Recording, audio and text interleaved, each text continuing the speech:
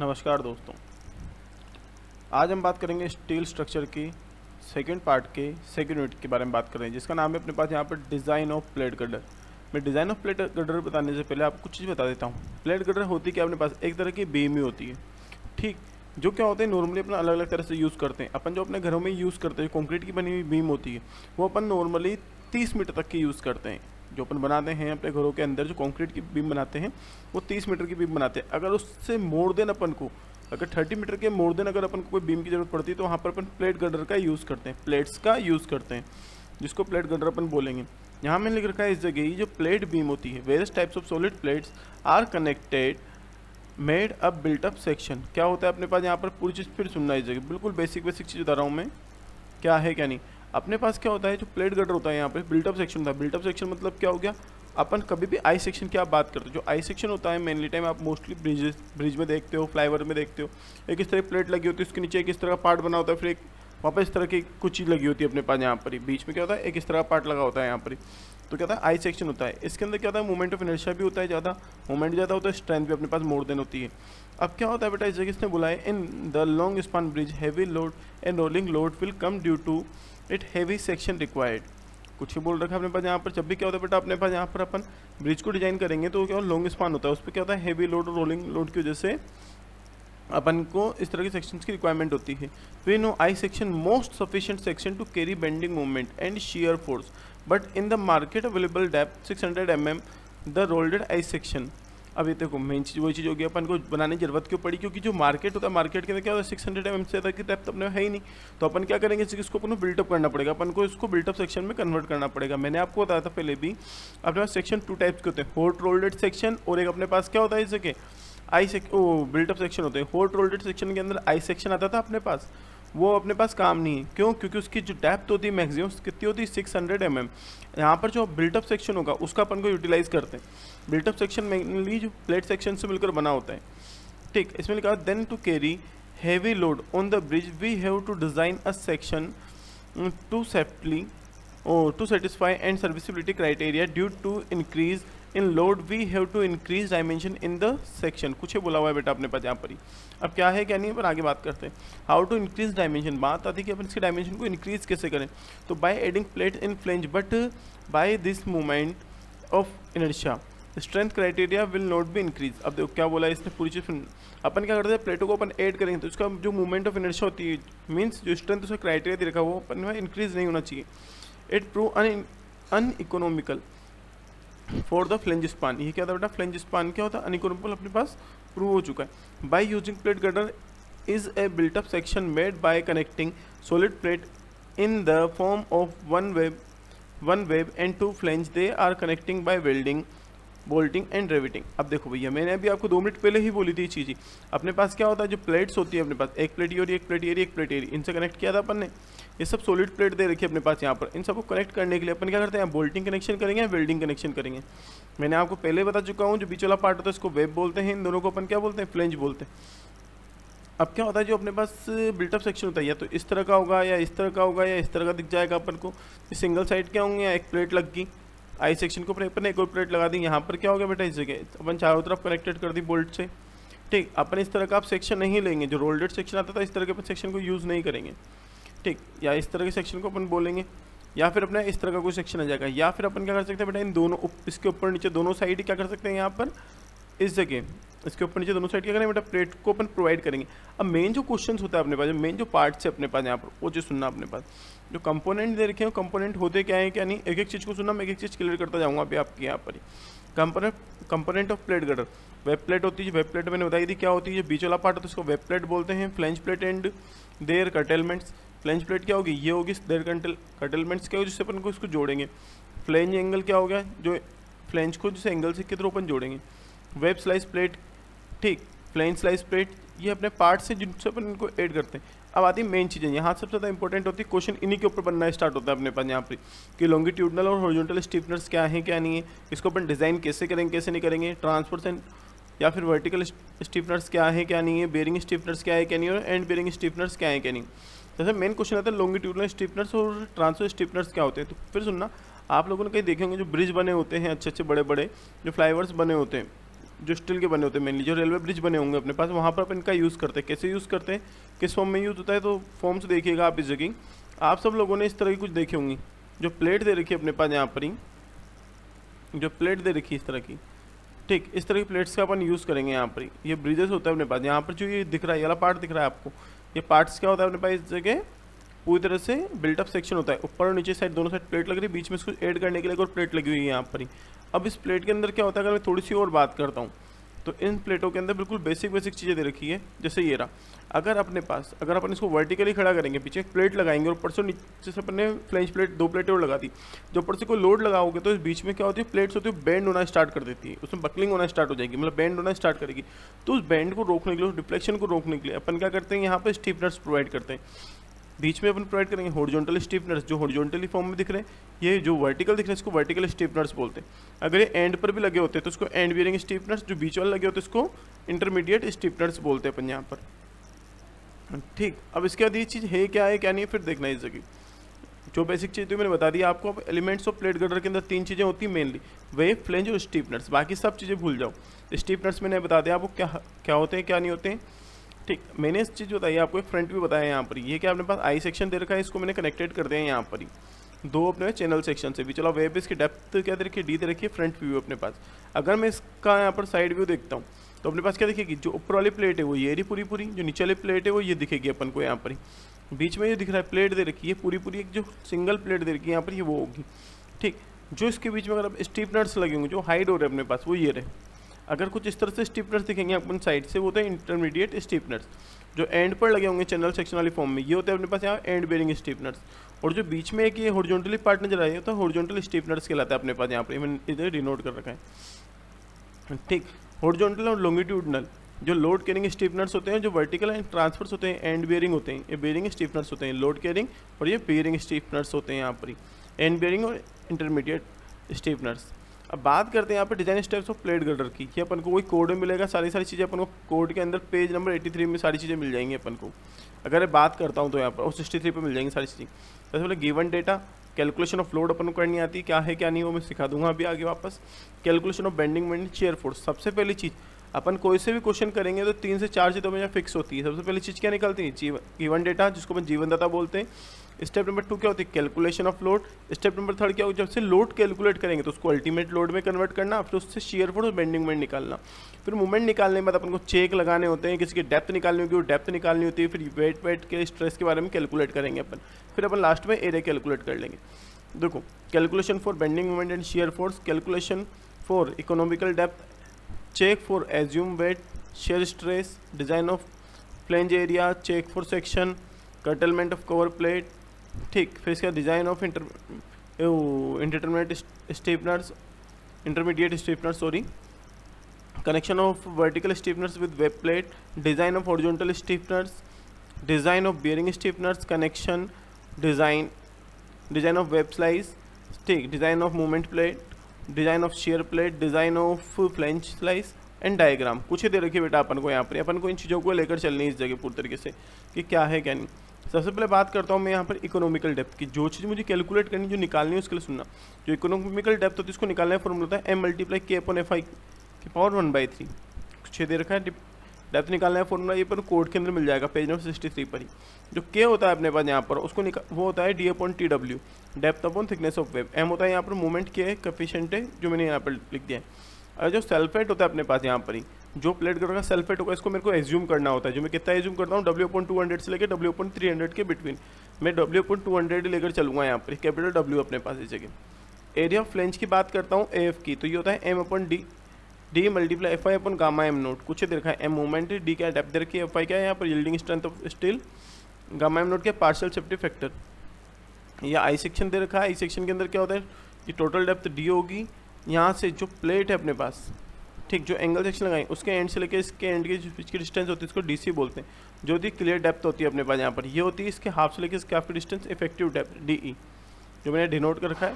अब mainly question आते हैं, इसमें मैं आपको 3 क्वेश्चन कराऊंगा। तीनों क्वेश्चन को ढंग से सुनना, क्या है क्या नहीं। पहले क्वेश्चन के अंदर अपन कोई स्टीफनर्स प्रोवाइड नहीं करेंगे, सेकंड में अपन एंड स्टीफनर्स प्रोवाइड करेंगे, और थर्ड है उसके अंदर अपन सारे स्टीफनर्स प्रोवाइड करेंगे। ठीक, क्वेश्चन पढ़ो आप। यहाँ पर क्या देखा है, design a welded plate girder of span 24 metre to carry super impose load of 35 kilometre metre, avoid use of bearing and intermediate stiffeners, use Fe 415 steel. कुछ दे दिया बेटा अपन को, क्या बोला इसके अंदर यहाँ पर ही, avoid use of bearing and intermediate stiffeners, मतलब अपन को यहाँ पर कोई स्टीफनर्स प्रोवाइड करना ही नहीं है। लाइक एज यहाँ पर जो plate girder as a beam की तरह अपन को उसको डिजाइन करना है। तो सुनना कैसे क्या करेंगे। सबसे पहले जो गिवन डेटा दे रखा है वो लिख दो, क्या क्या चीज़ दे रखी है, लेंथ दे रखी है 24 मीटर, वेट दे रखा है यहाँ पर 35 किलोमीटर पर मीटर, किसका वेट दे रखा है, सुपर इम्पोज लोड, Fe 415 दे रखा है, और ये Fu की वैल्यू है यहाँ पर, Fi की वैल्यू, Fu की वैल्यू है अपने पास यहाँ पर 415 न्यूटन पर mm स्क्वायर, गलती से टाइप हो गया इस जगह अपने पास, ठीक प्रिंट हो चुका है। यहाँ पे जो बेटा लोड कैलकुलेशन करेंगे इस जगह, जो W तो अपन को दे रखा है, इसको अपन किस में कन्वर्ट करेंगे, फैक्टर लोड में, तो जो क्या होगा अल्टीमेट लोड के इक्वल होता है, जो होगा 1.5 मल्टीप्लाई W, कैलकुलेट किया तो कितना है 52.5 किलोमीटर पर मीटर आ गया। Assume self weight of girder की बात करता हूँ तो W/200, ठीक, W क्या है अपने पास यहाँ पर, जो मैंने बताया था पहले, ये कैपिटल W होता है, कैपिटल W क्या होता है, small w multiply L, 52.5 multiply 24, length से मल्टीप्लाई कर दें 6.3 किलोमीटर पर मीटर आ गया अपने पास यहाँ पर ही। टोटल लोड निकालूंगा तो पहले जो अपन ने लोड दे रखा है अपन को वो 52.5 जो सुपर इम्पोज लोड है वो, और सेल्फ वेट जो अपन ने माना है 6.3, इन दोनों को एरिया कितना गया 58.8 किलोमीटर पर मीटर आ गया। जैसे मैं कैलकुलेशन करूंगा तो सुनना, जो पूरी कैलकुलेशन है उसके लिए सुनना, जो पूरी प्लेट गटर है इसमें जो लोड लगेगा एज ए यूडीएल फॉर्म में लगेगा, जो क्या दे रखा है 58.8 किलोमीटर पर मीटर, लेंथ क्या दे रखी है 24 मीटर। अपन जानते हैं कोई बीम दे रखी है अपने पास, उस बीम के ऊपर अगर यूडीएल लगा होता है तो वहाँ मैक्सिमम मोमेंट कितना होता है, WL²/, क्यों, क्योंकि वहाँ पर जो डायग्राम बनता है पैराबोला बनता है कर्व, ठीक, और जो शेयर फोर्स आएगा वो कितना है WL/2 आएगा अपने पास यहाँ पर, मीन्स मैक्सिमम मोमेंट तो कितना हो गया WL²/8, कैलकुलेट करेंगे तो कितना गया 4233.6 किलोमीटर मीटर। शेयर फोर्स की बात करूंगा तो कितना है WL/2, कितना 58.8 मल्टीप्लाई 24 डिवाइड बाई 2, 705.6 किलोमीटर, कुछ है वैल्यू आ गई। इकोनॉमिकल डेप्थ की बात करते हैं तो इकोनॉमिकल डेप्थ जो स्मॉल डी होती है, इसको निकालने का तरीका मैंने बताया था आपको, स्मॉल डी इक्वल टू क्या होगा M/K/Fi की पावर 1/3, K क्या हो गया D/TW। यहाँ पर पूरा खेल ही K का होता है और किसी चीज़ का खेल M आप निकाल लोगे, Fi की वैल्यू अपने पास होती है, K की वैल्यू। अब सुनना, अपने पास क्या रखा है, कोड के अंदर ही सारी चीज़ें गिवन है, पेज नंबर 59 और पेज नंबर 63 पर सब चीज़ दे रखी है। याद रखना जब भी अपन को स्टीफनर्स प्रोवाइड नहीं करना होता है तो आपको हमेशा क्या एज्यूम करना है, K equal to D/TW equal to 67 epsilon के इक्वल अपन को एज्यूम करना है। अगर अपन स्टीफनर्स प्रोवाइड करते हैं तो उस केस में अलग अलग होता है, जैसे कि ये आप यहाँ पर देखिए इस जगह का मैं बताऊँ आपको, मैंने यहाँ पर लिख रखा है, पेज नंबर 63 पर दे रखा है आपको, जिसमें लिखा है design of beam and plate girder with solid webs, कुछ ये दे रखा है, मिनिमम वेब थिकनेस जो अपन को दे रखी है उसके हिसाब से। सर्विसिबिलिटी रिक्वायरमेंट की बात करते हैं, वे हैं ट्रांसफर स्टीफनर्स आर नॉट प्रोवाइड, जब अपन प्रोवाइड नहीं करेंगे तो उसकी वैल्यू क्या लेनी, D/TW की 200 इप्सिलॉन से कम लेनी है अपन को यहाँ पर ही। Web connected to flange along, तब क्या लेंगे 90 से कम लेंगे। यहाँ देखो क्या दिखा इस जगह, web connected to flange along both longitudinal edges, ये सारी कंडीशन अपन को याद रखनी है, याद रहे तो ठीक, वरना मैं आपको बताऊंगा आपको वही चीज़ पुट करनी है, उसके अलावा कुछ पुट नहीं करना है यहाँ पर, ठीक। आदो ध्यान देना जो चीज़ मैं बताता जा रहा हूँ उस चीज़ के बारे में। अपने पास क्या हो गया, जब भी कोई स्टीफनर्स प्रोवाइड नहीं करेंगे तो आपको K इक्वल टू क्या एज्यूम करना है, यहाँ पर 67 इप्सिलॉन। अब K की जैसे बेटा मैं वैल्यू पुट करूँगा, इप्सिलॉन की वैल्यू क्या होगी, हमेशा 1 होगी, क्यों, क्योंकि इसको निकालने में फॉर्मूला होता है अपने पास अंडर रूट के अंदर 250/Fy, ठीक, तो अपन उसे कैलकुलेट कर सकते हैं, तो वहाँ से उसकी वैल्यू 1 आएगी, क्योंकि Fi की वैल्यू अपने पास कितनी होती है हमेशा यहाँ पर ही, इस जगह जो भी आएगी वो हमें 250 होगी। जैसे कैलकुलेट किया तो डेप्थ यहाँ पर आई है 1043 mm, इसको मैं अप्रॉक्सीमेट मान के चल रहा हूँ 1000 mm के, इसको थोड़ा मैंने कम कर लिया है, डेप्थ को मैं इंक्रीज कर लूँगा। जो आई सेक्शन है इसका वेब है, वेब के लिए बात कर रहा हूँ मैंने यहाँ पर ही, वेब की जो डेप्थ आई है मैंने कितनी ले ली 1000 mm ले लिए, ठीक। K क्या था D/TW दे रखा 67, तो TW यहाँ से निकालूंगा कितना है 14.92 mm, जिसको मैंने अप्रोक्सीमेट कितना ले लिया 16 mm में एज्यूम कर लिया है।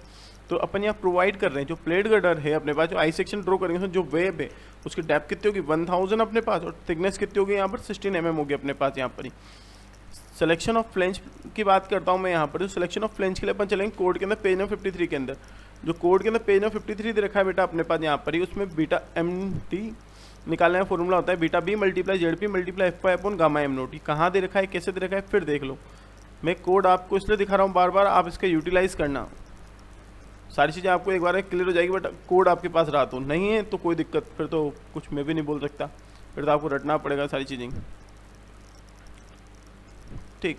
ये फॉर्मूला अपने पास दे रखे हैं बेटा इस जगह, MD इक्वल टू कितना beta B multiply ZP multiply FBD हो गया अपने पास यहाँ पर, जो मैं बोल रहा हूँ आपसे, ठीक। अब यहाँ पर क्या होता है इस जगह पूरी चीज़ सुनना, जो ZP की वैल्यू होगी ये होगी अपने पास यहाँ पर F I F multiply D multiply F I upon gamma M naught. ठीक, जेड पी की वैल्यू क्या है यहाँ पर ही, एफ मल्टीप्लाई डी, और मैंने बीटा पी की वैल्यू कितनी होगी 1 होगी, क्यों, क्योंकि प्लास्टिक सेक्शन है, एज्यूम करके अपन चलते हैं। एम की वैल्यू अपन ने पुट करी, एफ मुझे निकालना है एरिया ऑफ फ्लेंज, डी अभी अपन ने ऊपर कैलकुलेट किया है 1000, 250 एफ आई की वैल्यू 1.10 गामा एम नोट की वैल्यू, एफ निकाला 18,628 mm means 18,628 mm square value आ गई। Assume our flange section in plastic section, जैसे देखो मैंने ये चीज़ बोली अभी आपको 2 मिनट पहले अपने माना हुआ है वहाँ पर, इसलिए बीटा बी की वैल्यू वो लिखी है अपने 1। अब अपन जानते हैं जैसे बेटा मैं जगह फ्लेंज की बात करता हूँ, तो जो फ्लेंज होता है बेटा अपने पास यहाँ पर, जो उसमें बी अपॉन टी एफ होता है वो क्या होना चाहिए 8.47 से छोटा होना चाहिए।